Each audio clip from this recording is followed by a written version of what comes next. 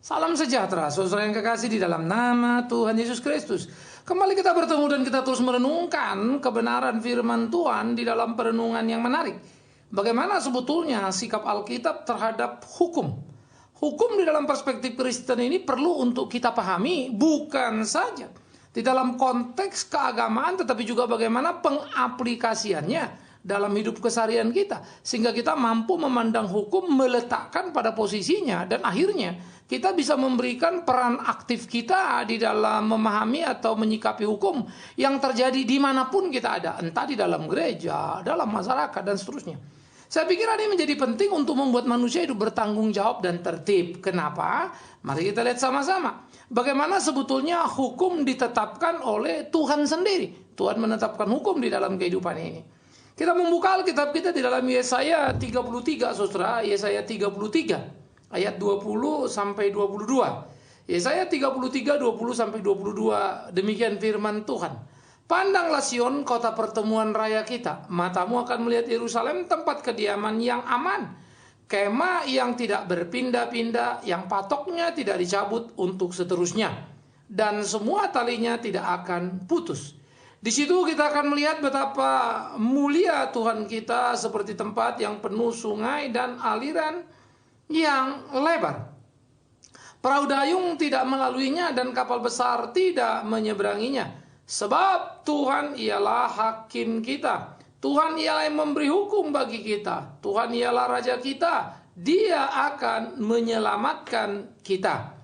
Saudaraku yang kekasih, di dalam bagian ini menjadi sangat menarik untuk kita berpikir tentang apa yang ditetapkan atau apa yang diajarkan oleh Alkitab kepada kita. Bagaimana kita untuk mengerti semuanya. Lalu di dalam satu lagi, Yesaya pasal yang keempat, Yesaya pasal 4 ayat 12 dikatakan begini. Dari 11 dan 12. Yesaya 4, 11 dan 12. Saudara-saudaraku, janganlah kamu saling memfitnah. Barang siapa memfitnah saudaranya atau menghakiminya, ia mencela hukum dan menghakiminya. Dan jika engkau menghakimi hukum, maka engkau bukanlah menurut hukum, tetapi hakimnya. Hanya ada satu pembuat hukum dan hakim, yaitu Dia yang berkuasa menyelamatkan dan membinasakan. Tetapi siapakah engkau sehingga engkau mau menghakimi sesamamu manusia? Nah, dua bagian ini saudara-saudara menggambarkan kepada kita perspektif hukum yang menarik. Kalau kita membaca di dalam kitab Yesaya, bagaimana Tuhan menyatakan satu janji tentang perhentian yang sangat indah. Yerusalem baru, sebuah tempat yang dikatakan tidak berpindah-pindah, yang tatoknya tidak dapat dicabut, talinya tidak akan putus. Artinya kekekalan, gambaran dari sebuah janji yang yang sangat menarik, sebuah janji yang sangat luar biasa tentang sebuah pengharapan akan pertolongan bagi orang percaya. Sehingga kita dikatakan akan ada di satu tempat yang sangat luar biasa, ya. Nah, karena itu pertama kita harus memahami di situ ada sebuah latar belakang realita kehidupan, ada satu latar belakang yang dijanjikan di mana diwarnai oleh sebuah kesusahan, kesulitan, tetapi kemudian akan berakhir dalam kesenangan, kenikmatan, kebahagiaan. Semua kesulitan berubah menjadi kemenangan dan kesenangan. Nah, karena itu, apa yang dikatakan oleh Alkitab, bagaimana kemudian kita bisa mengetahui semua itu akan seperti itu, bahwa hidup yang tidak enak, hidup yang tidak menyenangkan itu akan berubah. Yang tidak ada kepastian itu akan menjadi pasti. Yang sementara itu akan menjadi kekal. Bagaimana saya bisa pegang? Bagaimana saya bisa percaya? Menarik dikatakan, kenapa? Percaya karena Tuhan dialah hakim kita, dialah yang memberi hukum bagi kita. Ya. Nah, jadi kalau dikatakan Tuhan yang memberi hukum, Tuhan yang menyelamatkan kita, maka prinsip pertama kita adalah kesadaran bahwa segala ketetapan atau hukum itu dibuat oleh Tuhan, kan begitu. Jadi artinya hukum Tuhan yang Tuhan sudah buat menjadi ketetapan yang Tuhan putuskan. Nanti kita akan belajar sedikit, misalnya ketika manusia jatuh dalam dosa, Tuhan pula yang menyatakan janjinya, Tuhan pula yang mengatakan keselamatannya di dalam Kejadian 3 ayat 15, ketika diberikan sebuah harapan kepada manusia bahwa keturunan Hawa satu waktu akan meremukkan kepala keturunan ular. Ini bicara seorang perempuan yang melahirkan, yang kemudian garisnya datang pada Israel, kemudian Yehuda, dan jadilah Yesus Kristus. Yehuda, Daud, dan Yesus. Kan begitu. Nah, jadi Bagaimana sebetulnya kehancuran manusia, kematian mewarnai perjalanan Adam yang gagal itu, yang melanggar hukum Tuhan. Tetapi Tuhan juga menyatakan janji untuk menyelamatkan. Begitu pula dalam kehidupan perjalanan tiap orang Kristen, mesti kita mengerti, hidup dalam kesementaraan, kita akan berakhir dalam kekekalan. Nah, Tuhan membuat hukum itu. Sehingga itu menjadi sebuah hukum yang bisa kita pegang, satu hukum ketetapan yang bisa kita andalkan. Jadi tidak ada hukum di kolong langit ini yang bukan Tuhan buat, itu di dalam prinsip kebenaran. Bahwa Tuhan sudah menetapkan satu hukum, misalnya bahwa siapa yang mencari kerajaan Allah dan kebenarannya, siapa yang hidup sesuai kehendaknya akan diberkatinya. Soal diberkati bentuknya kayak apa itu kan urusan Tuhan. Tapi diberkati pasti itu sudah iya, karena Tuhan pembuat hukum. Dan Tuhan itu tidak mungkin melanggar hukum yang dibuat atau tidak menepati hukumnya. Nah, jadi kesadaran pertama kita kepada sebuah sistem hukum yang ada, Tuhan membuatnya. Jadi Tuhan membuat hukum terhadap sebuah kehidupan manusia. Karena manusia melanggar, manusia menjadi terkutuk dan berdosa. Ya, karena Dia Maha Kasih, Dia memberikan pengampunan, orang yang percaya diampuninya. Sementara Dia pula yang membuat hukum di mana kita tinggal di bumi yang bersifat sementara ini. Bahwa Dia membuat satu ketetapan-ketetapan hukum perputaran segala sesuatu di dalam sistem tata surya. Ya, ini penting. Bagaimana ternyata bumi itu bulat dan berputar, lalu bagaimana kemudian ternyata adanya planet, lalu jarak yang teratur. Semua kan Tuhan menjadikan dan membuat hukum, baik hukum di dalam moralitas manusia maupun hukum di dalam tata alam atau tata surya, dan juga hukum-hukum yang berlangsung secara umum dalam kehidupan keseharian. Sehingga tiap hukum itu kan mengambil aspek daripada kebenaran Alkitab atau kebenaran firman Tuhan atau kebenaran ajaran yang benar. Kesana kan hukum itu datang, saudara. Itu sebab setiap hukum kan kemudian bisa diuji.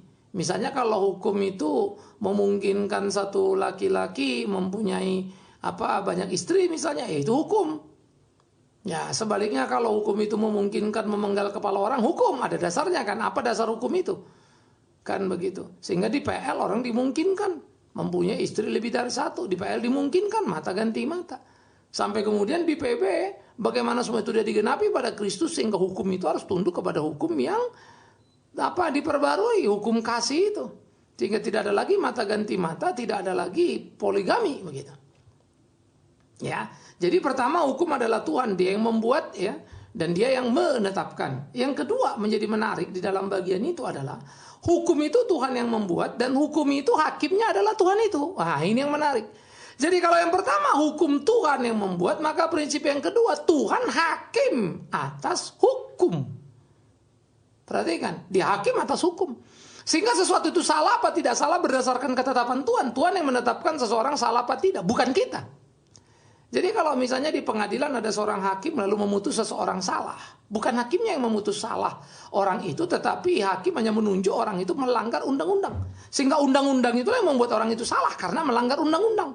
Hakim ini kan sebetulnya hanya melihat pas nggak dengan undang-undang. Karena itu kalau hakim membuat keputusan lebih daripada undang-undang, dia bukan hakim.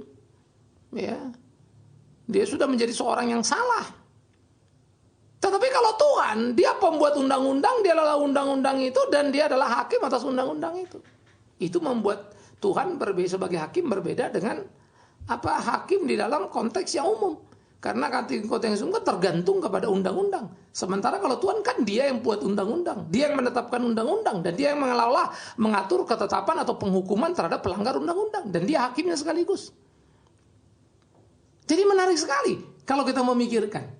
Nah, oleh karena itu saudaraku yang kekasih, Tuhan sebagai pembuat hukum dan Tuhan hakim atas segala sesuatu, itu membuat ketetapan-ketetapan Tuhan tidak mungkin salah karena Dia yang membuat hukumnya. Ketetapan-ketetapan Tuhan tidak mungkin salah karena Dia sempurna pada dirinya. Ketetapan-ketetapan Tuhan tidak mungkin salah karena Dia mengelola semuanya. Sehingga di dalam pergerakan hukum yang ada, Tuhan tahu kenapa harus ada, untuk apa ada, apa tujuannya. Nggak ada sesuatu itu terjadi liar begitu saja. Karena itulah seringkali dalam kehidupan kita sehari-hari, kita selalu melihat bagaimana pelecehan terhadap hukum itu terjadi. Orang seenak perutnya melakukan segala sesuatu. Ya, sehingga nanti kita bisa melihat pencuri ayam ketangkap, ayamnya masih di situ, hukum 9 bulan. Ya, nenek-nenek hanya karena urusan penyerobotan tanah katanya bisa hukum 2 tahun. Ya, ada nenek-nenek lagi memungut kokoa yang jatuh yang harganya tidak lebih dari 1.000 perak satu. Yang diambil 5 biji itu pun jatuh. Dianggap mencuri lalu dihukum sekian bulan. Tapi orang-orang yang koruptor miliatan ke ratusan miliar bisa lolos, bisa nggak ketangkap atau dihukum tak seimbang. Nah ini kan hukum jadi permainan kan, ironis. Ya, ketika hakim mempermainkan hukum, bagaimana hukum bisa dipermainkan? Gampang, gugatan kan bisa diatur, sengaja bikin gugatan lemah supaya orang lolos, bisa. Sehingga kalau jaksa bermain sengaja dia bikin tuntutan lemah, lalu jaksa menangkap lagi, hakim menangkap lubang yang memang sudah disediakan tadi. Lalu dia bilang tidak terbukti ini, tidak terbukti itu, karena tuntutannya dilarikan dengan bukti yang ada. Jadi nggak sejalan kan, bebas murni. Nggak tahu kemudian ininya benar, tapi yang ininya nggak benar, lalu dihukum. Sehingga terjadilah anekdot dan lucu-lucu di dalam konstelasi hukum yang kita lihat. Nah orang-orang seperti ini demi Tuhan yang hidup akan hancur hidupnya ketika mereka bermain dengan hukum. Dan menikmati sendiri apa yang mereka lakukan. Dan kemudian mereka mengorbankan banyak orang. Karena itu menyangkut tegaknya keadilan bagi banyak orang. Bagi sistem dalam sebuah negara. Saya percaya Tuhan akan tampar mereka. Ya, demi Tuhan yang hidup siapapun hakim dan jaksa yang bermain-main dengan hal itu. Percayalah kau tidak akan pernah bahagia dengan apa yang kau makan itu. Ya, itu akan menjadi racun bagi keluargamu. Yang merusak seluruh sendi-sendi kehidupanmu. Karena itu seorang Kristen harus berhenti bermain-main seperti itu. Kita harus bisa menjadi orang yang terhormat. Ya, bukan orang yang mempermainkan hukum itu. Kenapa? Karena kan ada hakim yang lebih hebat daripada hakim. Ada penuntut yang lebih hebat daripada seorang jaksa penuntut. Tuhan itu. Ya. Dia itu adalah yudikatif, eksekutif, legislatif sekaligus pada dirinya. Dia di atas segala-galanya. Nah, saya pikir kalau kita memang adalah manusia yang percaya, manusia yang beragama, kita mesti mempertimbangkan itu, bukan? Karena itulah hukum harusnya menjadi representasi penegakan kebenaran Tuhan dalam kehidupan manusia. Bukan untuk dipermainkan oleh manusia itu. Karena itu manusia yang ada di wilayah hukum-menghukum itu harus sadar ada Tuhan yang lebih besar dari dia yang melihat menatap semuanya. Ingat kalimat saya. Uang panas, uang busuk yang kau bawa pulang itu akan meracuni keluargamu. Tidak akan bahagia keluargamu ketika memakan uang busuk seperti itu. Keputusan-keputusan yang kau buat yang hanya mau membesarkan namamu seakan-akan kau penegak keadilan, tapi dengan menekan menghantam orang yang tidak punya kekuatan, kau nista orang-orang yang memang ada salah tapi bukan salah yang bersifat sebetulnya mutlak. Ya. Tapi kau ambil nama dari situ, siap-siap saja. Engkau akan menuai kepahitan dari semuanya itu. Sebaliknya, kepada orang yang berani menegakkan kebenaran keadilan di dalam hukum itu, sekalipun kemudian pahit, uangnya tidak banyak, kau akan terhormat hidupmu dan kebahagiaan akan menantimu. Percaya itu. Ya, karena itu saudara yang kekasih, kita mesti berani hidup benar. Karena hukum tidak benar, ya kacau lah semuanya. Sehingga supremasi hukum akan cuma mimpi dan slogan yang didiskusikan karena tidak pernah diwujudkan. Kita jorok, kita bersih, apa tidak bersih, sehingga setiap tindakan pikiran kita selalu punya latar belakang yang busuk. Dan itu mengerikan. Oleh karena itu, saudara-saudaraku yang dikasihi Tuhan, pertama harus kita menyadari tadi hukum Tuhan yang membuat dan hakim atas hukum adalah Tuhan. Sehingga kita yang mengurai atau membuat breakdown detail daripada hukum-hukum Allah untuk kepentingan hidup bermasyarakat, bernegara, berbangsa, hati-hatilah jangan bermain-main dengan hukum itu. Ya. Dan yang ketiga, dia hukum, dia hakim, dan dia pengamat ya atas segala ketetapan-ketetapan hukum itu, saudaraku yang kekasih. Jadi dia pengadil terakhir nanti. Nah itu yang sudah saya katakan di depan tadi. Jadi kita perlu sebuah kehati-hatian dalam sikap hidup kita. Karena dia akan menjadi pengadil yang paling adil. Banyak hakim bisa lolos dari hukum dunia. Banyak jaksa bisa memanipulasi dengan keunggulannya sehingga dia tidak terikat dengan dunia. Banyak pembela hukum yang memperjualbelikan hukum dan bermain-main di sana sehingga dia lolos juga dari dunia. Bahkan kemudian mereka malah dapat nama baik, nama harum begitu ya. Tetapi maafkan saya harus mengingatkan Anda. Anda tidak akan pernah lepas daripada pengadil yang sejati, yaitu Yesus Kristus Tuhan itu. Ya. Tidak di dunia kemanapun kau pergi akan susah, tapi di dunia pun kau tidak akan pernah bahagia sepenuhnya. Banyak orang berhasil mengumpulkan uangnya tetapi tidak bahagia keluarganya. Ya.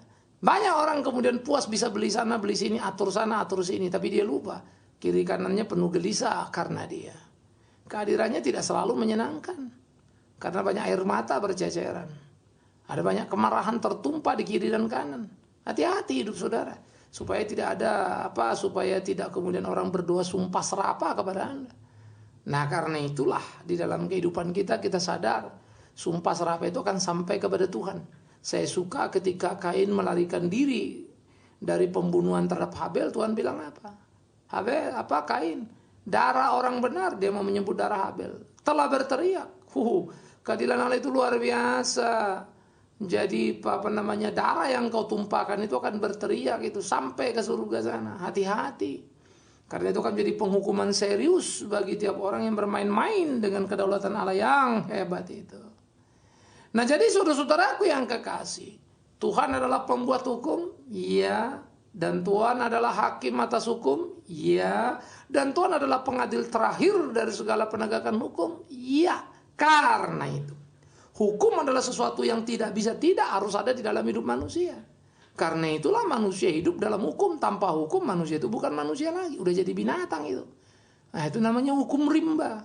Karena itu kalau hukum dipermainkan sehingga yang kuat menjadi menang, jadi hukum rimba, itu namanya manusia lagi belajar jadi binatang. Kan malu kita kok belajar jadi binatang. Mestinya di satu sisi binatang belajar menjadi manusia, sehingga monyet pintar berhitung.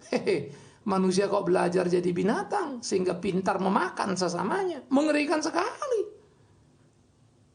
Ya, itu juga Yakobus mengingatkan, jangan kau permainkan hukum itu dan kau pakai itu menjadi alat fitnah. Karena apa? Siapa kau memutarbalikkan segala sesuatu? Karena hanya satu pembuat hukum dan hanya satu hakim, yaitu Dia, Tuhan yang berkuasa itu, yang menyelamatkan dan membinasakan. Tetapi apa yang dikatakan oleh Yakobus, kita seringkali menghakimi dengan membuat alibi yang tidak tepat. Kita menghakimi dengan argumentasi-argumentasi atau bukti-bukti yang direkayasa. Ini juga mengerikan. Siapa kau? Ini bukan tidak boleh menghakimi dalam pengertian yang normal. Ini konteks fitnah kan. Sehingga orang kau fitnah lalu kau pojokkan lalu kau putuskan dia bersalah. Itulah kekejaman. Ya. Kalau saya adalah pengabdi pada seseorang misalnya, lalu saya bilang, saya ketemu sama bapak itu, misalnya dia pembunuh, katakan raja mafia kan. Saya bilang saya ketemu, lalu 5 orang ngaku, kita sama-sama lagi pesta, padahal enggak. Tapi bisa jadi alibi, bisa. Kita dianggap sumpah-sumpah. Jadi alibi yang sudah direkayasa, bukan itu sumpah palsu dong. Iya, tapi kan jadi sah di pengadilan karena bersumpah. Dan bukan 1, 5 lagi. Atau tambah 7 atau tambah 9, tergantunglah, uang banyak bisa diatur. Ya, atau sengaja diwujudkan, malah ada salah satu dimiripkan, lalu sengaja ditampakkan dari luar sehingga ada orang melihat dari luar kaca sana misalnya ya, sengaja ditonjolkan sehingga masyarakat umum lihat, saya melihat memang, padahal mirip sebetulnya, padahal bukan. Ditambah pengakuan dari dalam, loloslah semuanya, kan begitu. Apa kau pikir kau bisa lolos dari Tuhan? Tidak akan. Hidupmu akan resah dan gelisah sepanjang hari. Hati-hati. Bukan tunggu nanti kau mati masuk neraka sana, bukan, di sini, di dunia ini. Nggak akan ada ketenangan pada hidupmu. Karena itu jangan bermain-main dengan Tuhan. Jangan merekayasa hukum untuk kepentingan sendiri, merekayasa bukti, alibi, atau mempermainkan celah-celah hukum untuk keuntungan diri. Padahal tahu mestinya nggak boleh, tapi diutak-atik, ya dengan persetujuan bersama, di mana ada transaksi, jadi kacau lah semuanya. Ingat, Tuhan mengingatkan, hanya Dia pembuat hukum karena Dia hakim yang adil. Dia yang bisa membinasakan dan membangkitkan itu. Karena itu jangan bermain-main dalam wilayah hukum itu. Nah, setiap orang Kristen, setiap orang percaya, kita perlu serius memahami hakikat hukum di dalam kehidupan kita. Kita mesti sadar, sesadar-sadarnya kita berurusan dengan Tuhan kita. Saudara bisa mempermainkan hukum, meloloskan orang lain atau meloloskan diri sendiri.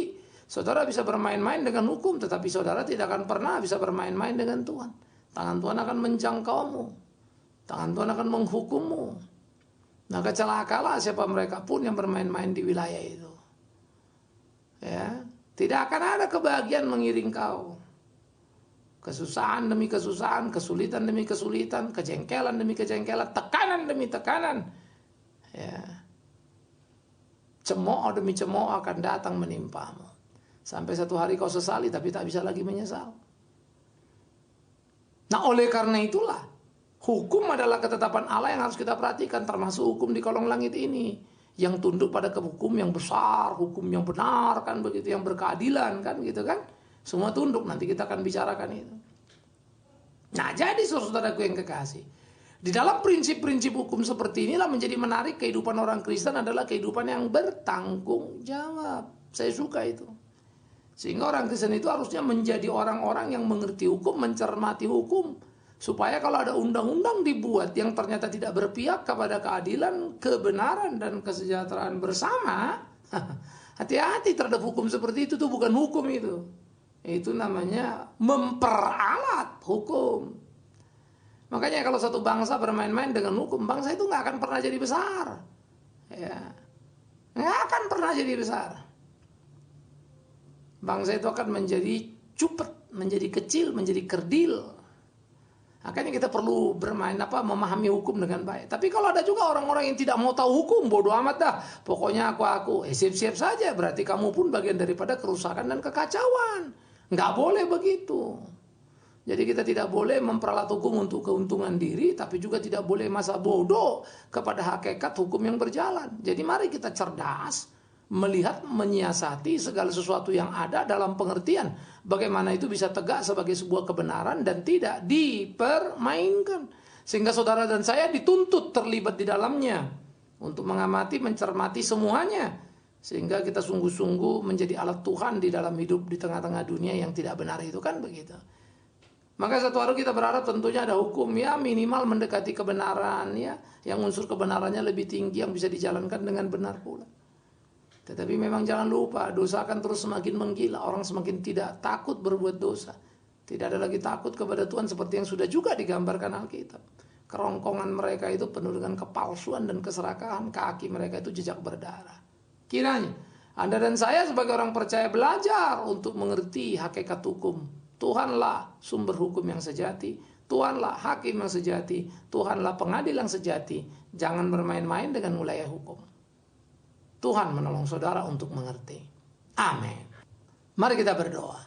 Kami bersyukur, kami berterima kasih ketika kami belajar memahami firman-Mu. Terkejutlah kami betapa dalamnya. Dan kami tahu Engkau Tuhan yang hidup di dalam hidup kami, menuntun membimbing tiap langkah kami. Terima kasih.